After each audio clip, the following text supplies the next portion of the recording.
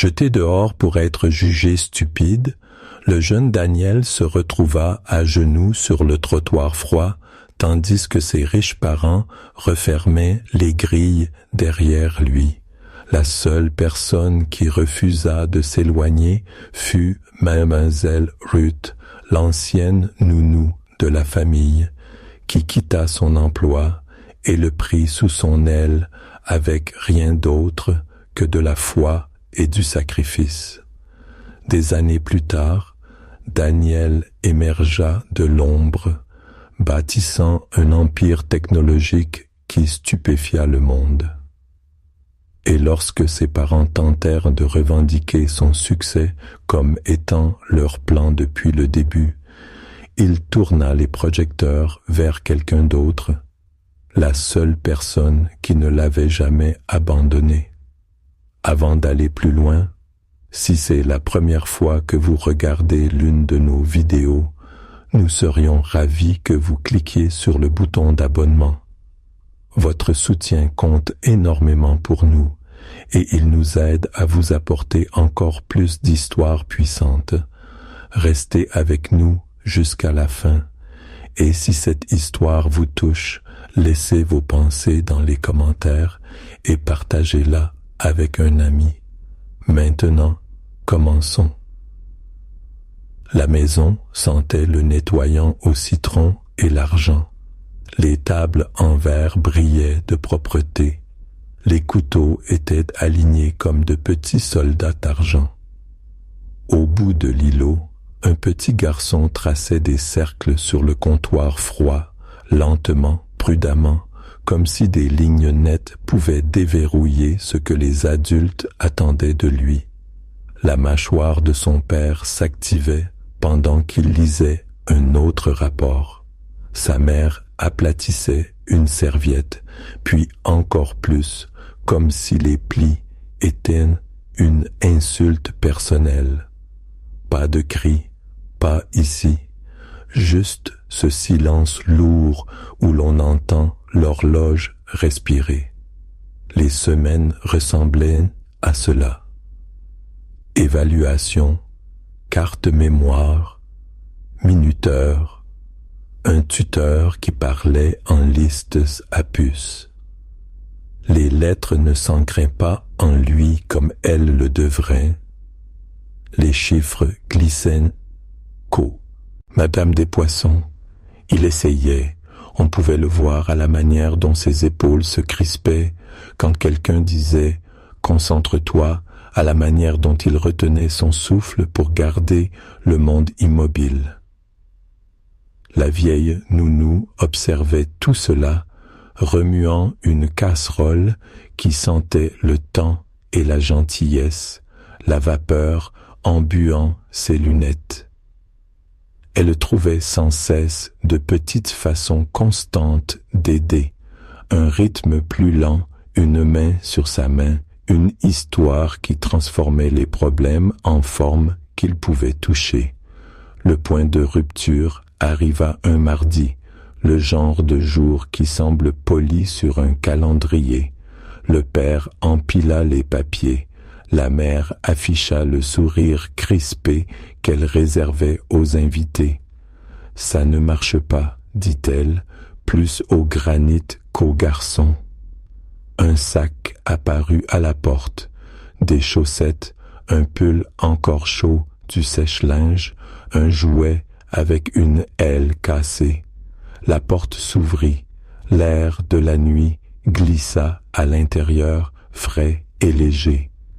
Les chaussures du garçon s'arrêtèrent au seuil, puis avancèrent, car que faire d'autre quand le sol se dérobe sous vos pieds?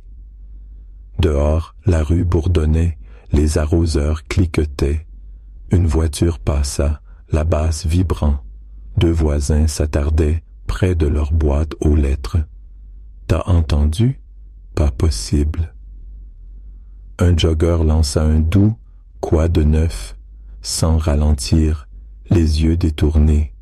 Le garçon s'assit sur le trottoir, le sac serré contre ses côtes. Il toucha l'aile cassée comme si, en étant assez doux, elle pouvait guérir. À l'intérieur, les mains de la nounou tremblaient contre le comptoir. Elle demanda de la patience, pas de la pitié, pas de discours, juste la vérité qu'elle avait apprise en élevant les miracles des autres. La croissance n'est pas une course, et les tempêtes se moquent de votre image. La réponse fut nette et tranchante. Non, pas aujourd'hui. Peut-être une autre stratégie. Peut-être une école. Pas ici. Elle dénoua son tablier comme si c'était un pansement qu'on retire d'une blessure. Les clés sur le plat, les chaussures enfilées, le dos droit. Dehors, elle s'agenouilla à la hauteur du garçon, enveloppant son cou de son écharpe, la laine portant l'odeur chaude et poivrée de sa cuisine. Pas de grandes promesses, juste une présence. Elle souleva le sac, serra ses petits doigts et se tint à ses côtés.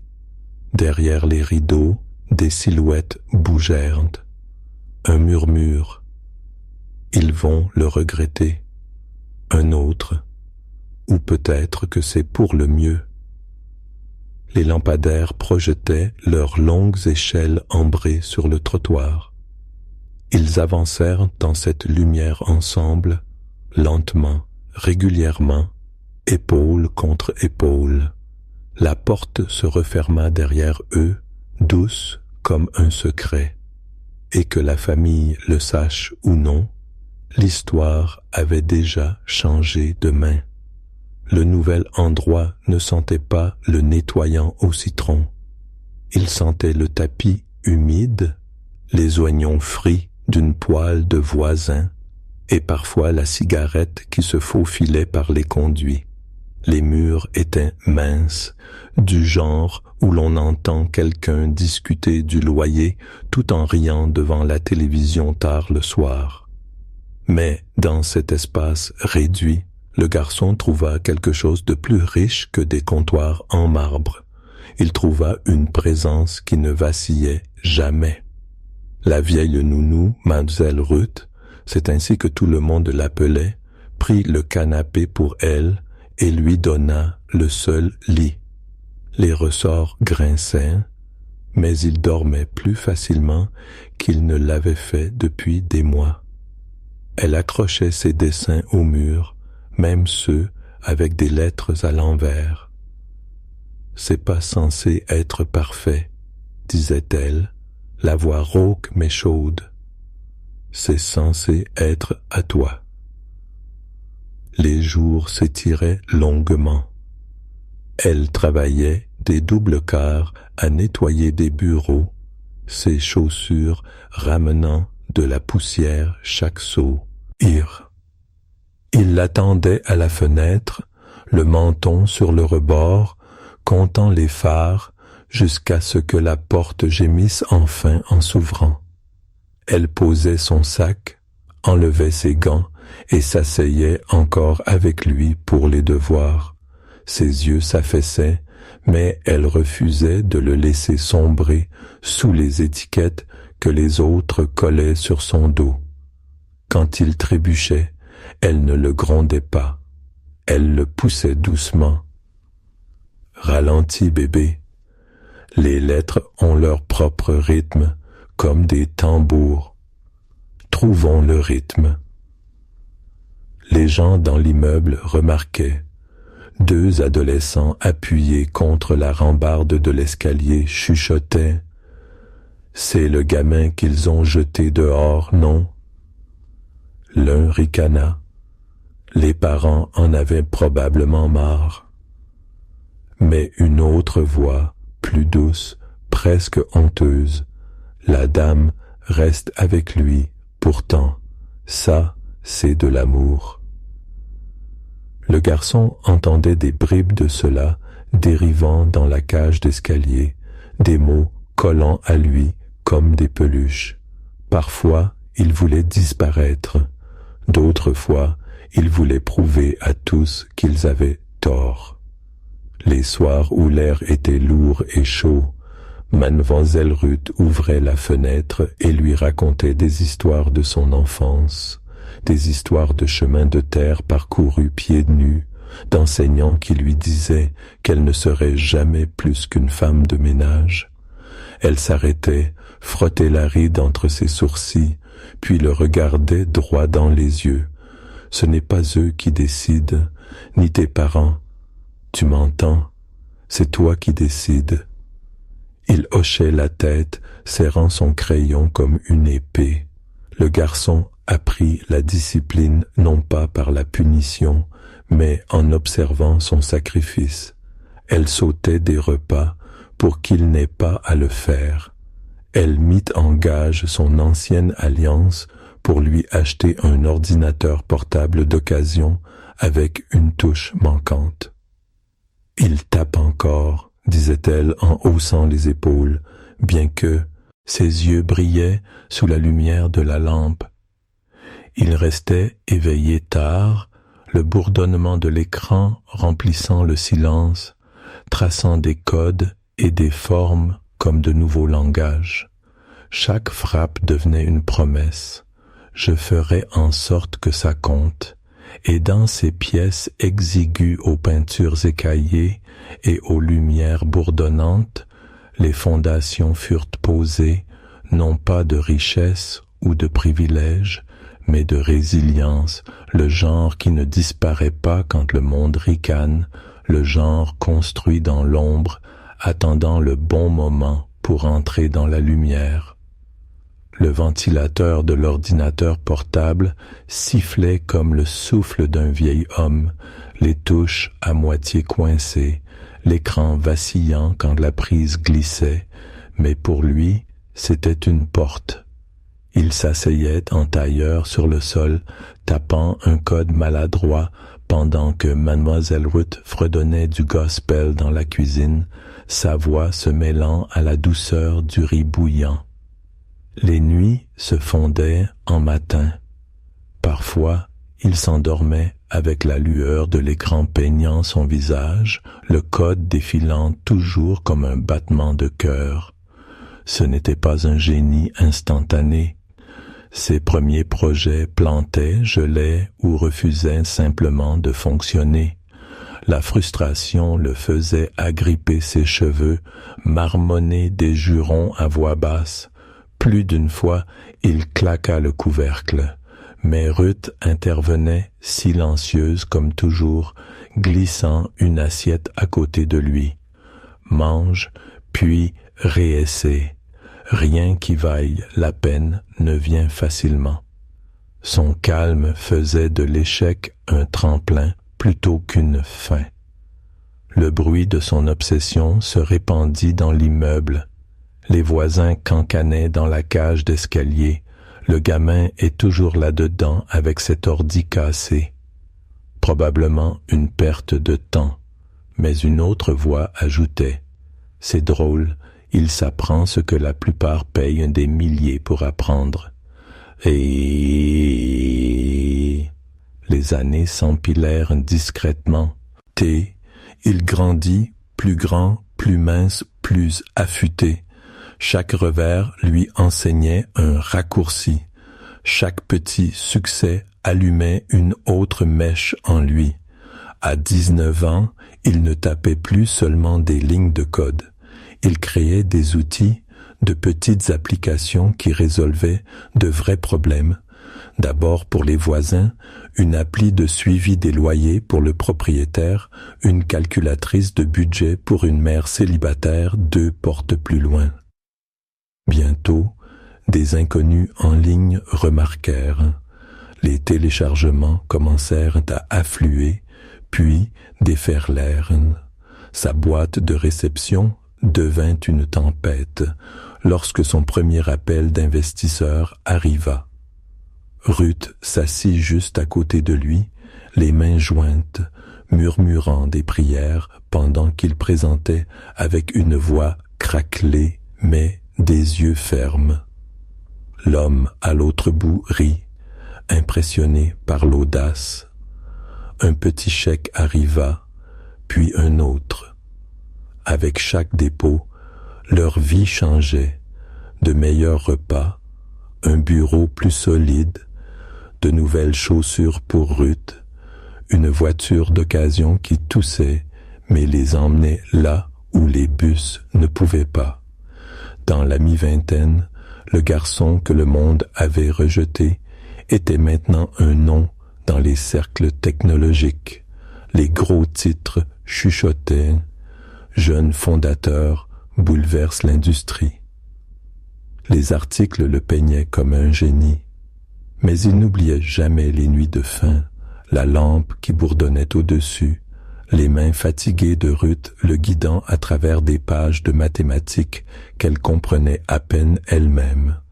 Elle devint la figure silencieuse à ses lancements, les cheveux gris rentrés sous un foulard, les yeux débordant de fierté pendant que les flashs des caméras crépitaient autour de lui, et à travers tous les applaudissements, il portait une seule pensée. Je n'ai pas été élevé par ceux qui m'ont donné naissance. J'ai été construit par celle qui est restée. 12 ans. C'est le temps qu'il avait fallu depuis que la porte s'était refermée sur lui, depuis les larmes sur le trottoir et l'aile cassée. Maintenant, il se tenait sous les projecteurs, un micro accroché à son col, des écrans derrière lui brillants avec le logo de l'entreprise qu'il avait bâtie de rien. L'air bourdonnait de reporters, d'investisseurs et de curieux. Son nom était devenu une marque, son histoire murmurait comme une ascension contre toute attente. Dans la foule, les flashs des caméras scintillaient comme des étoiles, et parmi les visages polis et les costumes taillés sur mesure, 2 figures émergèrent, ses parents, plus vieux, les rides plus profondes, leurs vêtements toujours impeccables, avec l'arrogance discrète de la richesse. Ils marchaient avec l'aisance de personnes qui n'avaient jamais été refusées à une table. Les murmures se répandirent comme de l'électricité statique. « Attends, ce sont ses parents. Ils ont dit qu'ils l'avaient coupé. On dirait qu'ils sont fiers maintenant. » En coulisses, Ruth avait senti leur arrivée avant lui. Elle resserra son châle autour de ses épaules, les lèvres pincées. Elle avait toujours su que ce jour pourrait arriver, mais pas à quel point cela piquerait. Après un discours sur l'innovation, sur la création d'outils qui donnaient du pouvoir aux négligés, ils s'avancèrent, souriant comme si aucune blessure n'avait jamais été infligée. La voix de sa mère, lisse comme du verre, flotta dans le micro. Nous t'avons éloigné pour te rendre plus fort. Nous savions que tu avais de la grandeur en toi depuis toujours. Son père hocha la tête, lui tapant le dos, comme s'ils avaient gagné quelque chose ensemble. La foule applaudit poliment, certains gobent en la performance, mais d'autres se penchaient plus près, murmurant « Ne l'ont-ils pas jeté dehors ?» Maintenant, ils prétendent que c'était une stratégie. Il resta immobile, les mains légèrement jointes devant lui. À l'intérieur, sa poitrine battait, pas de rage, mais sous le poids du choix. Le garçon qu'ils avaient abandonné voulait crier. L'homme qu'il était devenu choisit autre chose. Il regarda la mère de regard expectant, sentit le regard de Ruth, stable comme une ancre depuis le côté de la scène, et laissa le silence s'étirer jusqu'à ce qu'il bourdonne plus fort que les applaudissements. Le moment était venu, non pour la vengeance, mais pour la vérité. Le silence pesait lourd, les caméras cliquetaient, une toux résonna, quelqu'un murmura « Qu'attend-il » Il leva enfin le micro, sa voix calme mais porteuse de poids. « Mes parents prétendent qu'ils m'ont rendu fort. Il fit une pause, laissant les mots s'installer, puis secoua la tête. Non, la vérité est qu'ils m'ont brisé. Ils m'ont laissé sur un trottoir quand j'étais juste un garçon. Et si j'étais resté brisé, je ne serais pas là aujourd'hui. Il se tourna, tendant une main vers les coulisses. Mamselle Ruth avança lentement, son châle bien serré, ses pas réguliers mais modestes. Des murmures de surprise parcoururent la salle. Il leva sa main bien haut. Voici ma vraie mère. C'est elle qui m'a ramassé quand je n'étais rien, qui a travaillé, jeûné, prié et cru quand personne d'autre ne l'a fait. Chaque succès que j'ai, chaque invention, chaque titre lui appartient. Le public explosa, applaudissant, certains se levant même. Les visages de ses parents se vidèrent de couleur, pris dans l'éclat de la vérité qu'ils ne pouvaient plus tordre. Les yeux de Ruth scintillaient, sa main tremblant dans la sienne, mais son sourire illuminait la pièce. Parfois, la famille n'est pas le sang. Parfois, c'est celle qui refuse de vous laisser partir. Et à ce moment-là, Daniel prouva quelque chose de plus grand que la richesse ou les titres. La famille, ce ne sont pas ceux qui portent votre nom, ce sont ceux qui ne vous laissent jamais tomber. Donc, si cette histoire vous a touché, n'oubliez pas d'aimer, de partager et de vous abonner pour plus d'histoires puissantes, de résilience, de trahison et de rédemption. Et souvenez-vous, parfois les gens que le monde ignore sont ceux qui le changent à jamais.